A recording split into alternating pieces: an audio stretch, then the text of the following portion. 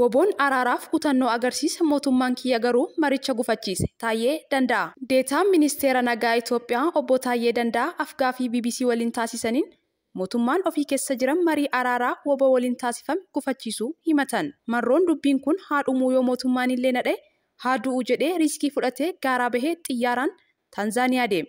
Kunanaaf kutannoo agarsiisa jedhan. Borumtaa mariin araaraa eegalame gama mootummaatiin shanee balleessinee jirra cabsaa jirra kan jedhu ololli ni eegale. Olola qofaa otoo hin taane waraanni bakka hundaa socho'ee waan durii hin jirretu deebi'e. Waraana waggaa 5 keessatti hin dhumne yeroo marii sana keessatti fixuuf dhamaatiin godhame jedhan. Haalota kana yoo ilaalu mootummaan kiyya kun dubbichi mariidhaan akka dhumu waan barbaade natti hin fakkaatu jedhan aanga'aan kun. Mariin mootummaa fi woboo gidduutti milkii malee erga xumuramee booda biiroon koominikeeshinii Oromiyaa qaamni nageenya dide dirqamee araaratti akka deebi'uuf tarkaanfiin fudhatamaa jira jechuun ibsa baasee ture.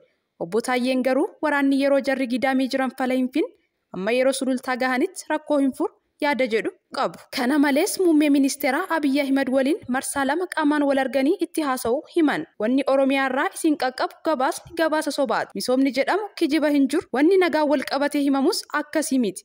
Uummanni keenya dhumaatii jira jedhanii itti himuu dubbatu. Yaaliin araaraa Daarissalaam gadadoo hamaa sabni ganna 5 itti ture ni hiika jennee abdan. Sunfa shallaan guddoo gaddiin.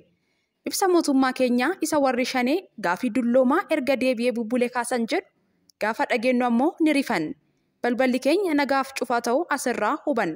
Kanaaf leelloo nagaa cimsine. Uummanni Itoophiyaa gaafiilee lafaa eenyummaa fi dimokiraasii kaasuu seenaarraa dubbifne. Dargiin gaafii lafaa deebisee lamaan dhiise. Addawaawiin mirga eenyummaa jalaa dhokate gaafii dimokiraasii ukkaamse. Qabatamatti ammoo wanti yaalame jiraatus gaafiileen sadanuu hin deebine. Otoo dimokiraasiin hin jirree gaafiin kamuu deebisuun waan hin taane. Dhugaa kana sanadoota paartii badhaadhinaa keessatti irra deddeebiin barachaa barsiifne. Bara 2013 gaafa filannoof dhiyaan gaafiin erga deebi'ee bubbule jechuuf otoo hin taane gaafilee bubbulan lakkoofnee hundeerraa deebisuuf waadaa seenne. Gama keenyaan jechii fi gochi mootummaa wal didu. Bara 1992 filannoo marsaa lammataa irratti argine. Waan hin fedhiin akka filannuuf dirqisiifamne.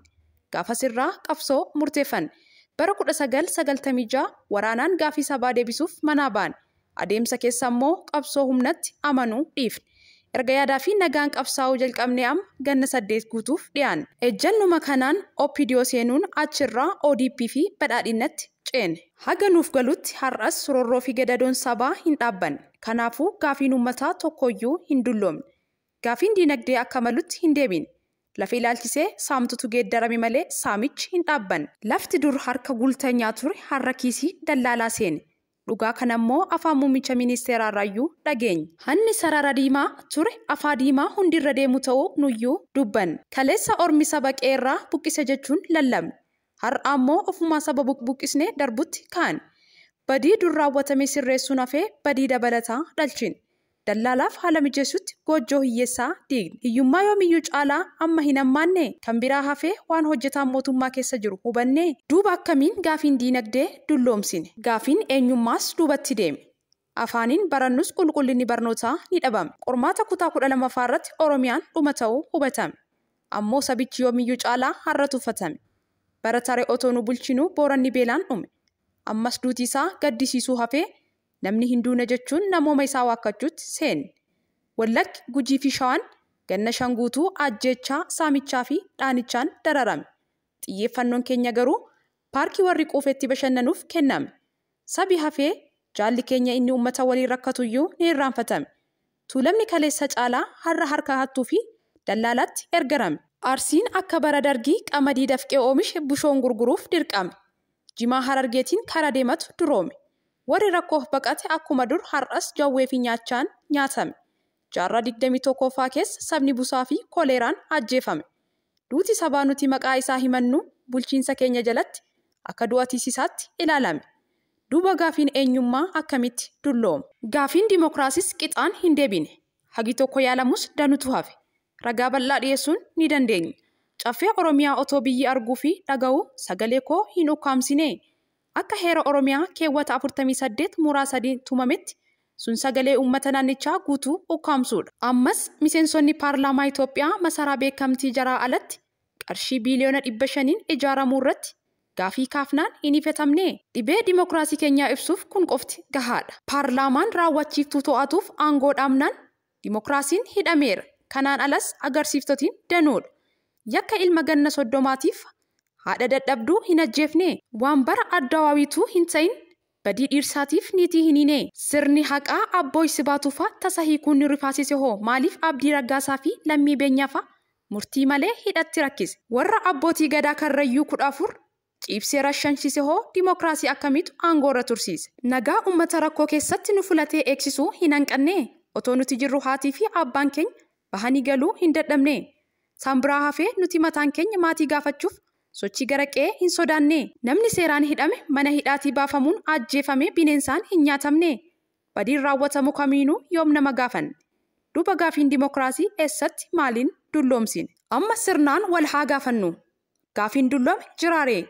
Erga gaafiin deebifne bubbulee jechaan dhugumaaree. Ijaarsi paarkii fi masaraa duruu gaafii sabaa hin turre. Dhimmoota sabaaf ijoo gaarii irratti ammoo waan hammate malee waan fooyyee hin garre. Maaliif gaafii dulloome jennee dhaadannaree? Amma sabaa fi biyyaaf ajandaa ijoon nagaadha. Lafa nagaan hin jirretti gaafii deebisuu dhiisii jiruunuu eessaa jira? Dubbiin as. Olaantummaan yaadaa qajeeltoo badhaadhina ta'uu beekna. Kanaaf nagaaf qabsoo yaada geggeessina. Utubaan badhaadhinaa nagaa ta'uu amanna. Kanaaf cabi siyaasaa keenya marii fi araaraan akka hiikkatu feena. Qumara obboleeyyan wal nyaachisu qe'ee sabaa hongeessuu dhaabuu qabna. Qarooma tokkummaa fi cichooma saba keenyaa abdan. Sabaa fi sablammii waliinis hariiroo obbolummaa ni jabeeffanna. Duunus jiraannus hattuu fi shirtuu ni boona.